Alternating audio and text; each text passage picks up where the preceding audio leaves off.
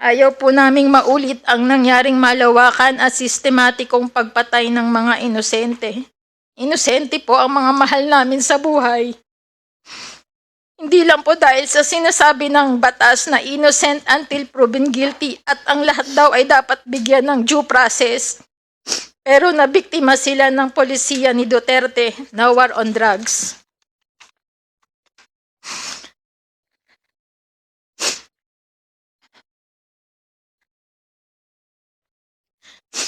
Walang nanagot ni isa man sa mga pumatay, lalo na ang utak ng patayang ito. Walang hustisya, naway sa pamamagitan ng hearing na ito. Magbunga ito ng masusing investigasyon at sa kalaunay mabigyan kami ng iba pang mga kaanak ng hustisya nang sa ganun ay hindi mabaliwala ang libo-libong pinaslang ng war on drugs. Narinig ko po na hindi po magko-cooperate ang committee na ito sa ICC investigation. Sige lang po. Pero nais ko pong sabihin na kami pong mga pamilya, doon kami nakasandig pa rin at nabubuhayan ng pag-asa sa ICC o International Investigation. May kumpiyansa kami na hindi nila sasantuhin ng isang dating presidente. Hindi sila matatakot na imbestigahan ng isang nakaupong senador.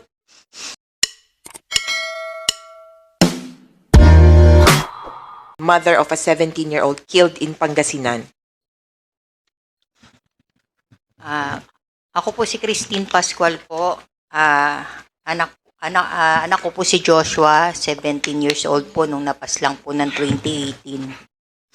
Si Joshua po, sa lugar po namin, sikat pong isang gamer na bata po. Wala pong hindi nakakakilala sa kanya. Ngayon po nung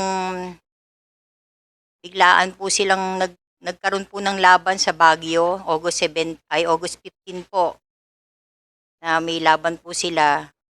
Normal naman po sa akin na may laro yung anak ko dahil yun nga po yung hilig niya. At meron Makitaas po yung picture, gusto ko makita. meron po siyang talagang kakayanan pong kumita.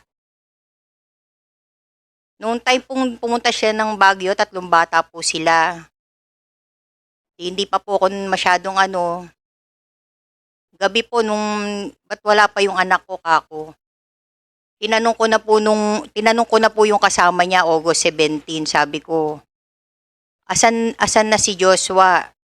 Balita ko may laban daw po kayo sa Baguio. Ngayon yung bata pong nakaligtas na isa, nakasama niya, ang kwento niya sa akin, kasi nakarating daw po sila ng Baguio. Pagdating po daw nila ng Baguio, hindi naman, naubusan po sila ng pamasahe. Hanggang angkas lang po sila sa truck.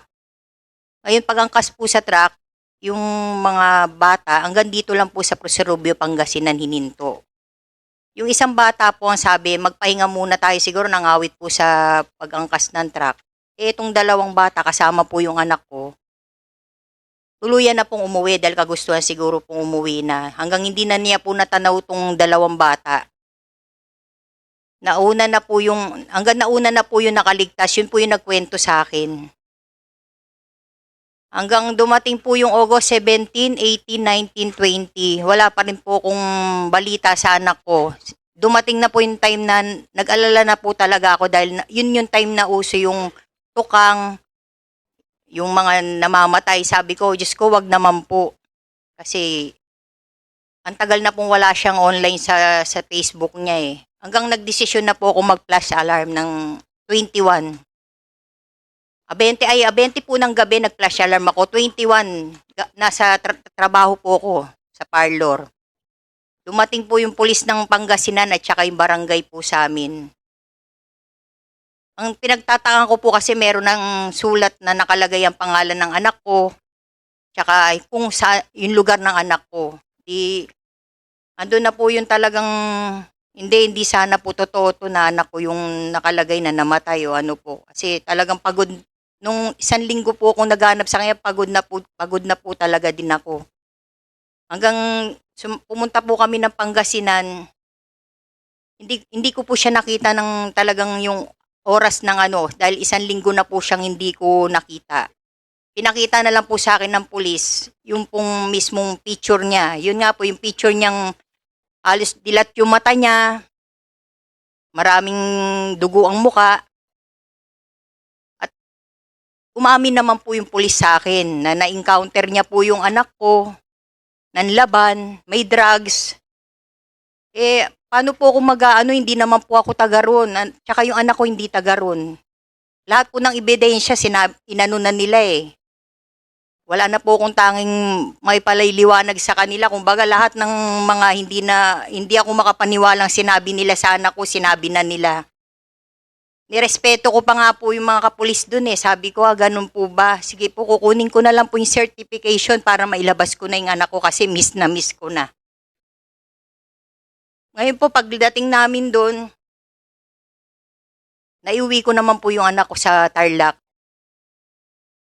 Habang nakaburol po siya, tinignan ko po kung saan ako pwedeng lumapit kasi single mother lang po ako eh.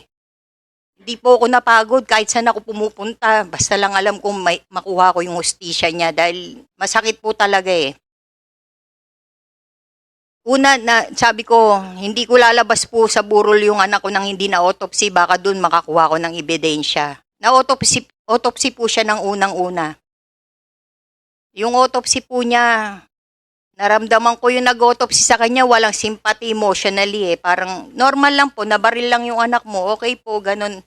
Hanggang may tumawag po sa akin ng human rights. Dalin mo yung anak mo dito sa Manila. I-autopsy natin si Dr. Porto na mag-autopsy sa kanya. Para pong nalagyan po ng yung sarili ko. Gabi po, hindi ko alam saan ako maghanap ng pamasahe para lang madala ko po yung anak ko sa PGH. Kasi yun na lang po yung tanging paraan na may lalaban ko yung autopsy niya eh. Hanggang nalaman ko po kay Dr. Porton, merong hemorrhage, may fracture yung anak ko. Lahat po ng proseso sa kaso, nilakad po namin kahit walang pamasahe, sige lang po, basta yung proseso ng kapulisan po, sinunod namin. Mula Hiyas. Naghihintay po kami ng sagot kasi kumpleto naman po eh. Nagulat na lang po kami, dinismiss po. Bilang po, sinubukan pa rin po sa ombudsman. Hintay pa rin po. Proseso, tama naman po yung proseso namin. Sabi ko nga, wala namang ebidensya, may basihan. Kasi yung bata, minor de edad eh. Hanggang dumating po sa ombudsman, ilang araw lang po, dismiss na naman po. Hanggang dumating po yung time na may pag-asa, Supreme Court. Pinakamalaki na po to. Lord, kako, sana kahit man lang dito, bigyan mo kaming pagkakataon. Hirap na rin po kami paano lumaban. Pagdating po doon ilang araw, dismiss na naman po. Paano po kaming hihiling ng hustisya sa ICC? Sana maramdaman niyo po yung bilang isang ina kami, paano naghirap doon sa mga pinalaki mong bata ng maayos, di ba po? Ang masaklap pa po, pinatay na. Pinaratangan pa ng kung ano-ano. Yun po yung masakit doon eh. Yung may drugs, nanlaban.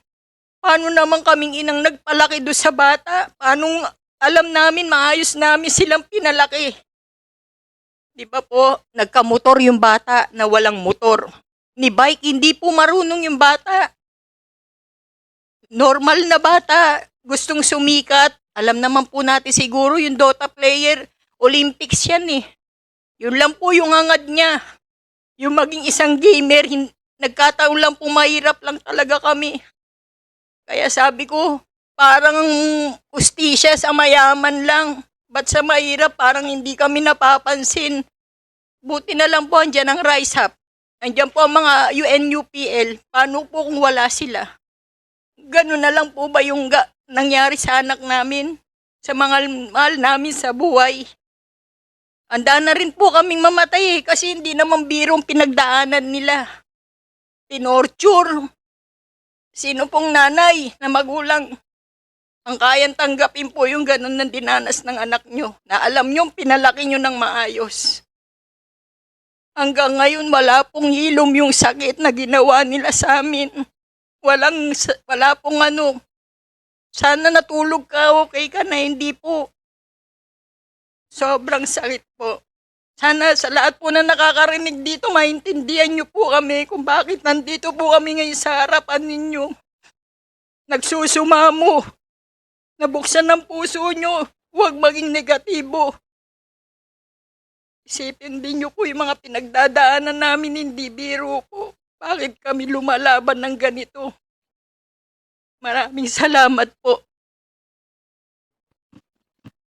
Mr. Chair, in this case, 15-year-old Julius Sebastian, the companion of Joshua Laksamana, remains missing.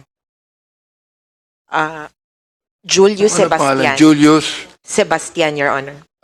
Hindi siya napatay. Remains missing lang. Yes po. From gathering all the stories, parang magkasama po yung dalawang bata. Saan yung magulang niya? Nakuha. No? So, ibig sabihin, itong buhay na ito ay talagang hindi makita kung nasaan. Yes po. It is similar to the case of Carl Arnaiz and Kulot. Na parang magkasama tapos biglang pinaghiwalay. And then si Kulot natagpuan na patay elsewhere. Medyo yun po yung inaabangan ng pamilya, pero habang missing po, actually may pag-asa pa rin silang matatagpuan nila kung sakali. And for the next victim, Jane Lee, who is the wife of someone who was killed in Caloocan, Your Honor. Ako po si Amy Jane Lee, biyuda ni Michael Lee na pinatay noong March 20, 2017 sa Bagong Silang, Caloocan po ito, kung saan marami ang patayan. Jeepney driver at barker po si Michael. Noong gabi po na yon, nagtatawag siya ng pasahero sa kanto ng Langit Road at Barugo Road sa Barangay 176, Bagong Silang, Caloocan, nang siya ay walang kamuwang-muwang na binaril ng mga lalaking nakariding in tandem. Si Michael ay wala pong kahit anong record sa barangay o kahit saan na gumagamit ng droga, kahit anong koneksyon sa droga. Listahan man o huli o imbitasyon ng mga pulis, wala po. Pero sa lugar namin kung saan ilan na ang winala at pinatay sa buong panahon ng di umano'y giyera kontra droga, nang gabing iyon ay nadagdag si Michael sa napakaraming biktima ng EJK. Sa giyera kontra droga na inilunsad ni dating Pangulong Duterte, hindi po nabawasan ang droga. Tao ang nabawasan kasi po pinagpapatay sila. Hindi nga po namin masabing giyera kasi walang kalaban-laban silang pinapatay. Mula 2016 hanggang 2017, bago pinaslang ang mister ko, may nauna ng 5 kakilala ko na pinatay sa lugar namin na modus na riding in tandem at ni-raid ang bahay kung saan doon sila pinagbabaril. May isang beses pa nga na may sumulpot sa lugar namin na nakakover ang mukha, nagtuturo ng mga sinasabi nilang mga adik. Nang mamatay po ang asawa ko, walang investigasyong naganap, ni hindi ko na nakita ang mga pulis na nagsabi noon na mag-update tungkol sa gagawing investigasyon sa pagkamatay niya. At paano pa kami magsasampa ng kaso bukod sa walang mga mukha't pangalan ang kakasuhan namin? Sino sa mga nakakitang binaril ng malapitan sa likod si Michael ang titistigo? Lahat sila natatakot na baka sa susunod na may dumaang riding in tandem, sila naman ang ibubuwal. Ako po at iba pang mga asawa, magulang at anak na mga biktima na tinaguri ang war on drugs, ay ganito ang nararamdamang kawalan ng pag-asa. Kami po sa Rise Up at sa iba pang inulila ng nationwide massacre na pinangalan ng war against drug ay naniniwalang kay Duterte dudulo ang pananagutan.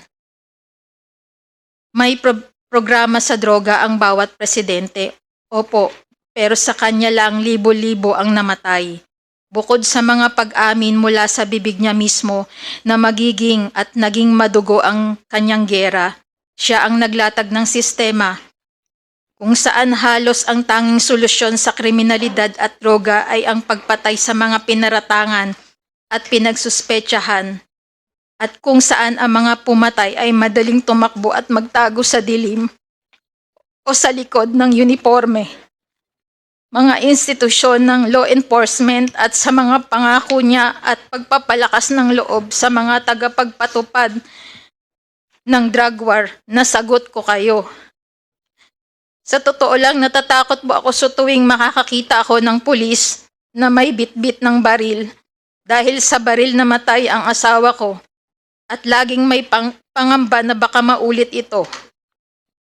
Nabalitaan ko na may mga pagpatay pa ring nangyayari sa ngayon. Sana po matigil na ito. Ayaw po naming maulit ang nangyaring malawakan at sistematikong pagpatay ng mga inosente. Inosente po ang mga mahal namin sa buhay. Hindi lang po dahil sa sinasabi ng batas na innocent until proven guilty at ang lahat daw ay dapat bigyan ng due process.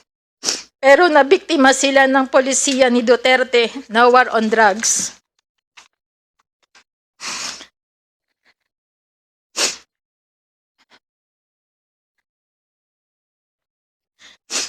Walang nanagot ni isa man sa mga pumatay, lalo na ang utak ng patayang ito. Walang hustisya, naway sa pamamagitan ng hearing na ito. Magbunga ito ng masusing investigasyon at sa kalaunay mabigyan kami ng iba pang mga kaanak ng hustisya nang sa ganun ay hindi mabaliwala ang libo-libong pinaslang ng war on drugs. Narinig ko po na hindi po magko-cooperate ang committee sa ICC investigation. Sige lang po. Pero nais ko pong sabihin na kami pong mga pamilya, doon kami nakasandig pa rin at nabubuhayan ng pag-asa sa ICC o International Investigation. May kumpiyansa kami na hindi nila sasantuhin ng isang dating presidente. Hindi sila matatakot na imbestigahan ng isang nakaupong senador. Ang pananagutan para sa patayan ay hindi dapat nakatuon lang sa kung sinong mga bumaril doon sa mga nag-utos, kundi doon sa mga nag-utos. Lumalapit po ako sa ngalan ng libo-libong biktima ng walang kakayanan, kamalayan o lakas ng loob. Bakit maraming namatay sa war on drugs ni Duterte pero hindi man lang nagkaroon ng masusing investigasyon noon? Bakit ngayon lang po? Bakit ang nakakasuhan ay mabababang pulis lang? Bakit walang sumilip sa polisiya? Sana po matulungan kami at matulungan din po kami ng kamarang ito. Maraming salamat po.